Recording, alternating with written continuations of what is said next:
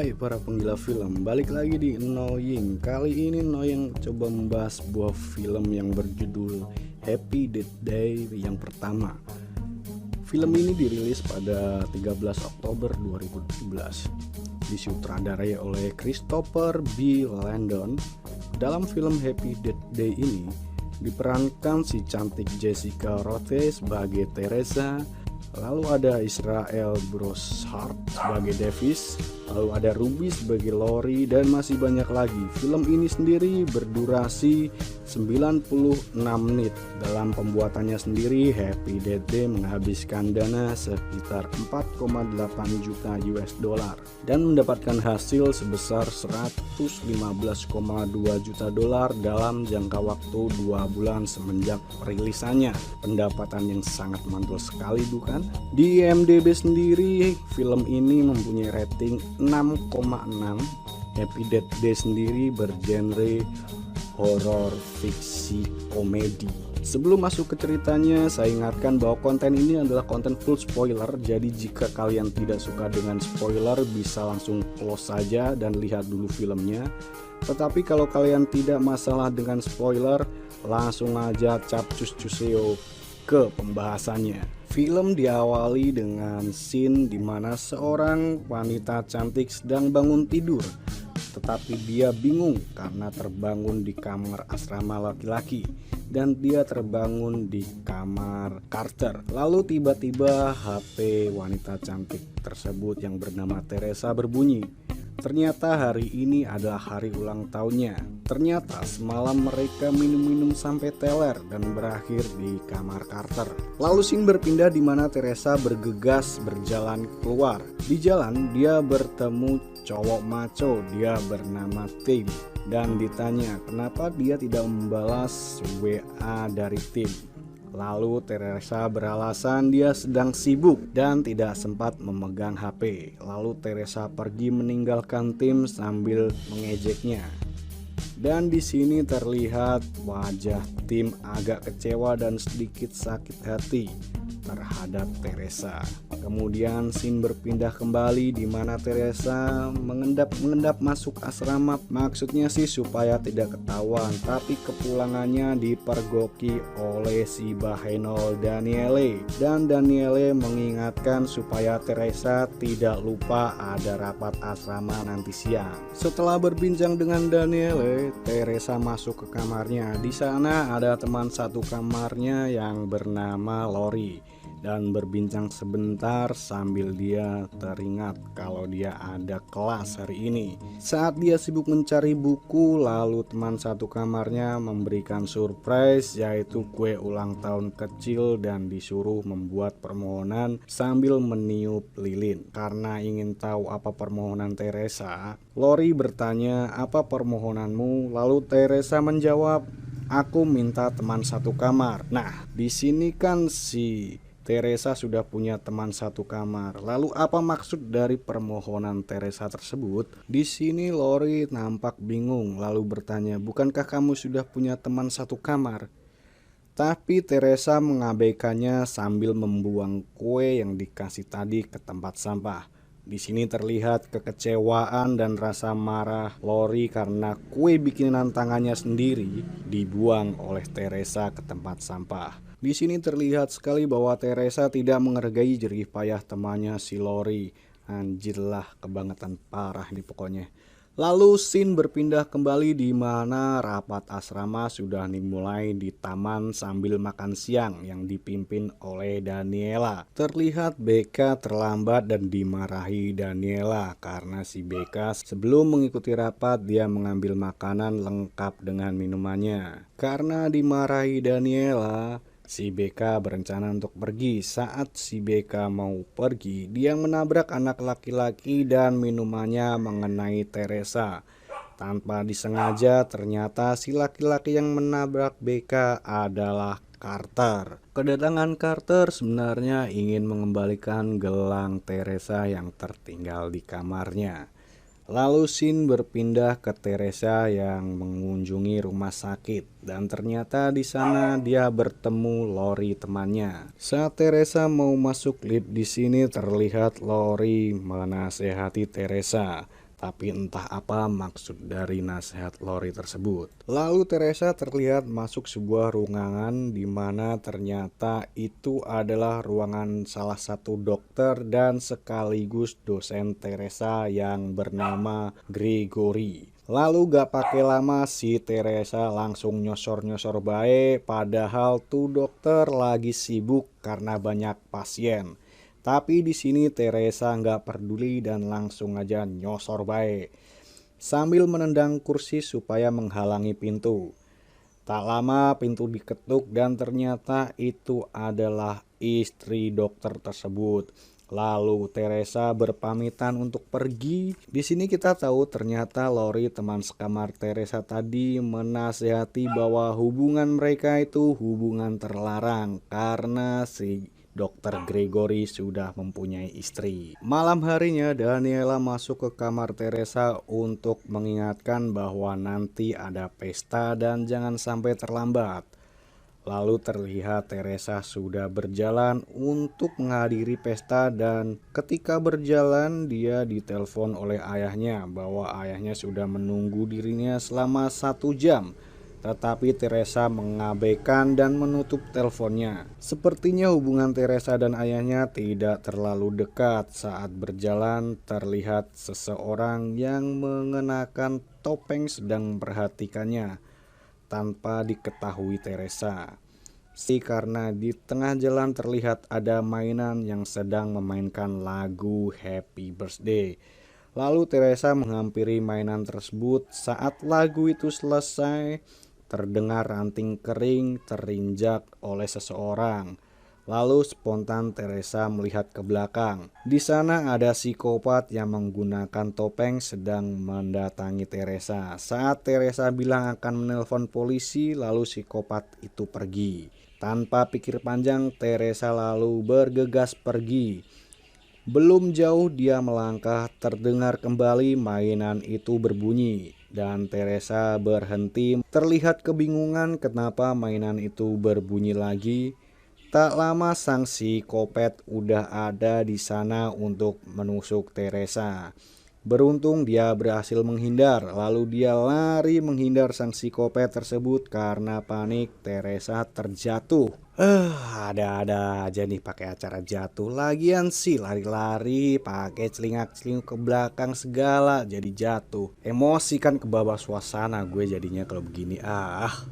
Oke lanjut. Entah bagaimana tuh psikopat udah ada di sana aja, lalu langsung nusuk Teresa sampai mati. Emang psikopat mah kuat dan bisa teleport kayaknya. Oke, balik ke ceritanya lagi. Saat ditusuk dan mati, lalu Teresa kembali terbangun di kamar si cowok tadi yang bernama Carter. Saat Teresa bangun, dia terlihat bingung, terengah-engah dan sambil memegang badannya yang tadi tertusuk, dan dia berpikir bahwa itu hanya mimpi. Lalu tak lama HP-nya berbunyi dan ternyata itu adalah telepon dari ayahnya. Tapi Teresa tidak mau mengangkatnya. Lalu Teresa keluar meninggalkan Carter untuk kembali ke kamarnya. Saat berjalan melewati taman, dia melihat semua kejadian sama persis saat masuk asrama dan bertemu Daniela. Dia baru tersadar bahwa dia mengalami deja vu sama persis seperti sebelumnya. Sebelum Teresa pergi untuk meninggalkan Daniela dan masuk ke kamarnya, dia kini yang gantian memperingatkan Daniela bahwa nanti siang ada rapat asrama sambil makan siang. Dan ketika sudah di kamar, dia bertemu Lori. Dia kembali diberi kue ulang tahun dan tidak memakannya.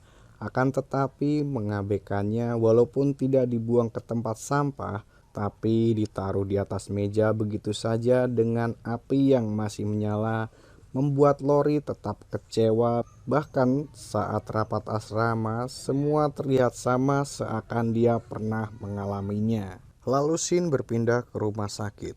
Kini terlihat Teresa sudah berada di ruang dokter dan langsung mengunci pintunya setelah sesaat Dokter Gregory masuk. Di sini terlihat ada yang berbeda di mana sang dokter langsung nyosor aja kepada Teresa. Saat asik nyosor-nyosor, Teresa bilang istrinya akan segera datang. Tak lama kemudian pintu berbunyi dan si dokter mesum tersebut terlihat panik dan bersyukur karena tadi Teresa mengunci pintunya. Saat malam hari terlihat Daniela masuk kamar Teresa untuk mengingatkan bahwa nanti ada pesta. Sesaat kemudian lampu mati, terlihat Teresa takutan karena kejadiannya sama persis. Bahkan saat dia sudah berjalan untuk menghadiri pesta, dia melihat kembali mainan yang berbunyi lagu Happy Birthday. Tanpa pikir panjang, Teresa balik kanan dan mengambil langkah 1000. Kini terlihat Teresa sudah sampai di tempat pesta. Saat mau masuk, ternyata pintu terkunci. Lalu Teresa melihat di sekeliling suasana sepi. Tiba-tiba pintu terbuka dan terlihat orang yang menggunakan topeng. Teresa kaget, berteriak, lalu refleks memukul orang tersebut. Ternyata itu bukan psikopat, tapi teman Teresa yang menyiapkan surprise untuk pesta ulang tahunnya. Di tengah-tengah pesta sedang berlangsung, terlihat Nike memberikan kode kepada Teresa supaya mengikutinya. Tanpa pikir panjang, Teresa lalu mengikuti Nike sampai ke dalam kamar. Di sini si Nike dan Teresa ingin nempel-nempel. Tapi sebelum itu si Nike menyalakan musik sekenceng-kencengnya supaya nanti pas nempel-nempel nggak ada yang ngedenger mereka berdua. Namun sialnya ternyata sang psikopat ada di dalam sana dan membunuh Nike. Dan Teresa saat itu tidak mendengar Nike minta tolong saat ditusuk oleh sang psikopat karena musiknya begitu kencang. Saat Teresa ditusuk oleh psikopat dan tiba-tiba Teresa terbangun kembali di kamarnya si Carter. Tapi kini Teresa terlihat sangat panik dan ketakutan sehingga langsung keluar dan menuju ke kamarnya. Saat di kamar, Teresa curcol kepada Lori dan menceritakan bahwa dia sudah pernah mengalami hari-hari ini 2 kali. Tetapi Lori tidak percaya dan menertawakannya. Lori menyarankan Teresa untuk bolos kuliah dan istirahat. Saat malam hari terlihat Teresa sangat sibuk menutupi jendela dengan papan dan menghalangi pintu dengan almari supaya tidak ada yang bisa masuk ke kamarnya. Di sini Teresa berusaha santai dengan melihat acara TV. Saat akan memakan kue ulang tahunnya yang dibikinkan oleh Lori, belum sempat memakan kue itu dia mau mengganti acara TV tersebut dan mencari remote tetapi tidak ada. Lalu dia meletakkan kuenya dan mencari remote TV tersebut. Ternyata sang psikopat ada di dalam kamar dan memainkan TV dari jarak jauh sehingga Teresa pun ketakutan. Saat ketakutan lalu Teresa mengambil palu yang tadi dibuat untuk membuat pagar di jendelanya. Benar saja psikopat muncul di belakang Teresa dan berusaha menusuknya.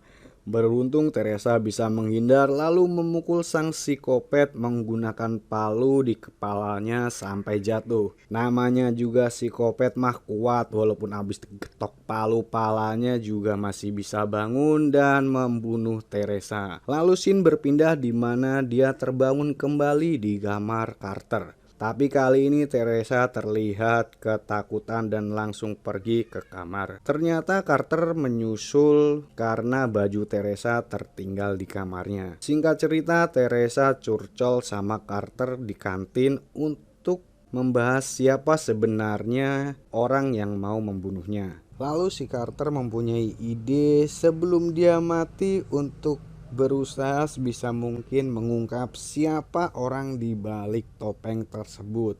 Di sini aja ide dari Carter udah nggak masuk akal.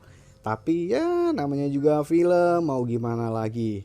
Oke lanjut. Lalu Teresa membuat daftar orang yang dicurigai berpotensi membunuhnya. Yang pertama adalah Tim. Saat sedang menyelidiki Tim, di kamarnya terlihat Tim sedang bersenam jari memburu kepuasan diri sendiri. Tak lama terdengar suara bel lalu Tim membuka pintu. Di sini Teresa melihat bahwa Tim sedang melihat film nempel-nempel, tapi yang sedang nempel-nempel antara cowok dan cowok. Jadi bisa disimpulkan si Tim ini adalah atlet pemain anggar yang mengadu pedang. Karena si Tim adalah atlet anggar, dia berpikir bahwa si Tim tidak berpotensi membahayakan dirinya. Lalu Teresa melanjutkan kembali investigasinya sendiri untuk menyelidiki orang-orang di sekitarnya. Saat Teresa merasa semua yang dilakukannya sia-sia karena tidak menemukan siapa sebenarnya yang ingin membunuhnya, tiba-tiba dia melihat berita yang disiarkan di televisi bahwa telah tertangkap seorang pembunuh berantai yang telah membunuh 4 wanita sekaligus dan sudah tertangkap polisi. Tapi keadaannya kritis dan sedang dirawat di rumah sakit. Tanpa berlama-lama, Teresa langsung saja menyambangi rumah sakit tersebut untuk membunuh sang pembunuh berantai tersebut. Setibanya di rumah sakit, ternyata sang pasien yang ternyata adalah pembunuh berantai itu telah lolos. Di sini tidak diketahui siapa yang telah membuat sang pembunuh berantai tersebut lolos atau melarikan diri. Singkat cerita, ternyata sang psikopat pembunuh berantai tersebut telah berhasil lolos dari rumah sakit dan kini sedang memburu Teresa. Teresa yang sedang diuber oleh psikopat tersebut lari ke menara jam lalu bersembunyi di dalam sana. Ketika sang psikopat lengah, dia memukul sang psikopat dengan keras di bagian kepala sehingga sang psikopat ambruk. Lalu scene berpindah di mana Teresa dan Carter merayakan keberhasilannya membunuh sang psikopat dengan cara mengambil kue yang diberikan Lori kepada Teresa lalu memakannya. Scene berpindah kembali di mana Teresa terbangun dari tidurnya dan masih tetap di kamar Carter. Dia sangat panik dan bingung atas apa yang terjadi karena dia merasa telah membunuh sang psikopat. Lalu dia lari ke kamar bertemu Lori. Di sini Lori kelihatannya tidak peka akan kepanikan dan ketakutan dari si Teresa. Dia tetap mengambil kue ulang tahun dan mencoba memberikan surprise kepada Teresa. Tapi Teresa malah menjadi marah dan membahas kejadian kemarin. Seharusnya dia sudah mengakhiri pembunuhan berantai psikopat itu. Lalu dia mengingat-ingat bahwa terakhir kali setelah dia membunuh sang psikopat adalah memakan kue pemberian dari Lori. Maka seketika itu juga Teresa mencurigai si Lori. Untuk membuktikan kecurigaannya tersebut, Teresa menyuruh Lori untuk memakan kue ulang tahun pemberiannya, tetapi Lori tidak mau. Lalu Teresa memaksa sampai akan melaporkan bahwa kue ulang tahun tersebut ada racunnya ke polisi. Saat Teresa akan keluar dengan membawa roti pemberiannya, di situ Lori terlihat sangat marah lalu menjambak Teresa sehingga terjadi perkelahian sengit di dalam kamar tersebut. Ternyata Lori lah selama ini psikopat yang memakai topeng itu. Singkat cerita, Lori berhasil dikalahkan Teresa karena dia jatuh dari ketinggian 3 lantai, lalu jatuh dan meninggal. Di sini Teresa terlihat sangat lega setelah kematian dari Lori. Lalu scene berpindah di mana Teresa dan Carter sedang kopdar menikmati hidup. Tak lama kemudian scene berpindah kembali ke kamar Carter di mana Teresa dan Carter sedang asik nyosor-nyosor, lalu teman Carter masuk nyelonong begitu aja. Lalu film pun selesai. Kesimpulan dari film Happy Death Day pertama ini adalah bisa jadi teman terdekat Anda adalah orang yang akan menjerumuskan atau membunuh Anda. Oleh sebab itu, selalu berhati-hati dalam bertindak atau menjalin pertemanan dengan orang lain. Sekian dari saya, sampai ketemu di video annoying selanjutnya di pembahasan film-film seru lainnya. Bye-bye.